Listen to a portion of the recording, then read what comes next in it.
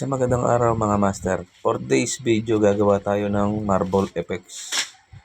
Diyan sa may likuran ko yan. Bali mga master, na prepared na yan.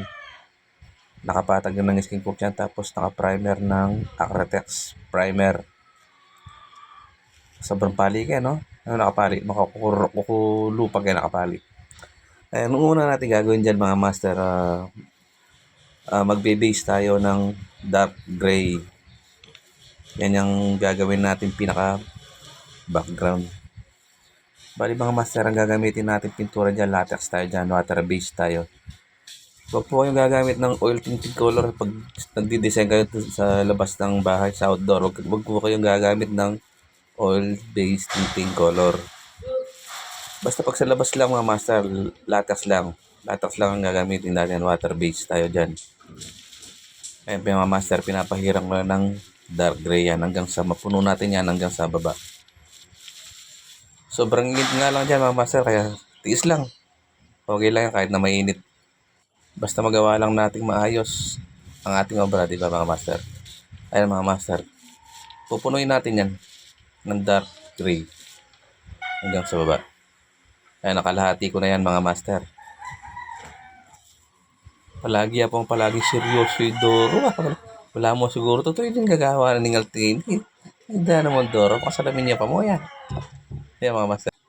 Pag napuno na natin ng ano yan, yung pinaka-base natin, yung background natin na dark gray mga master, pwede tayong mag-design dyan. Bali mga master, ang unang design natin dyan, gagawa muna tayo ng pinaka-ano natin, yung guideline. Guideline muna gagawin natin yan, yung unang design natin. Ayan, malapit na mapuno mga master. Mapupuno yan. Konting-konti na lang at makapag-design na tayo dyan. Maraming salamat mga pala sa mga nag-follow sa akin. Maraming salamat sa inyo. Ayan mga master, nabuo na natin yan. Magdi-design na tayo dyan. Yan. Kumbaga mga master, yun sa taas natapos ko na dahil wala akong paglagyan ng cellphone ko. Kaya dito na tayo sa baba nag-umpisa.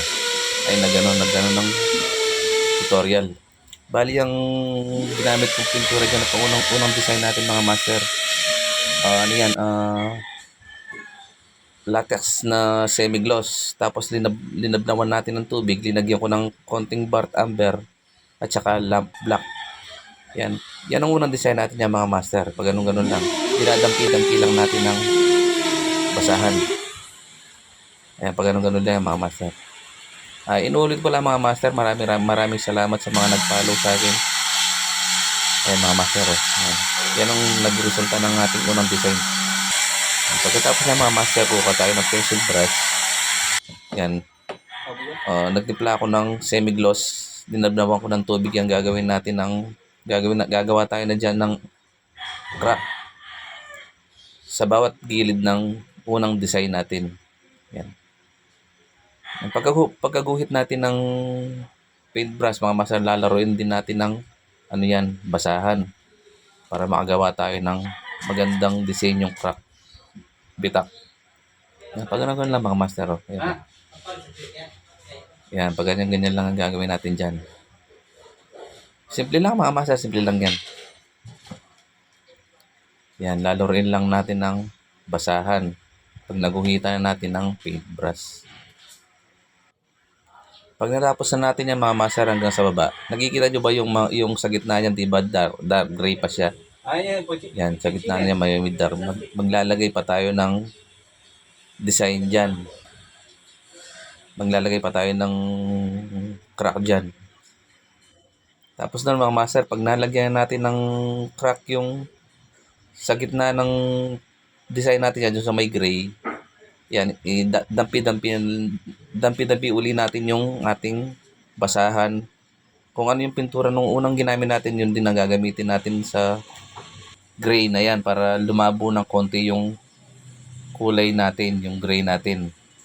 Para lumabo ng konti, para magandang tignan. Makikita nyo rin mga master kung ano yung resulta dyan. Yan, pag ganun lang yan, no? Inaano ko ng basahan. Simple lang yan mga master. Pwede rin gawin yan. Pwede nyo gayahin yan. Ayan, ituturo ko yan dyan mga master. Lalagyan natin ng crack din dyan sa gitna ng gray na yan. Katulad nung ginawa ko dun sa taas. Yan, makikita na natin yung resulta dyan mga master. Ayan, sinyorkat mo mga master dahil umuulan. Umuulan kasi guys, sinyorkat ko yan mga master. Naging resulta yan. No? Lumabo na yung dark gray natin sa yung ginawang base natin. Ayan mga master. Oh. Di ba? Ganda na. Yan. Natapos na natin yung isang muka.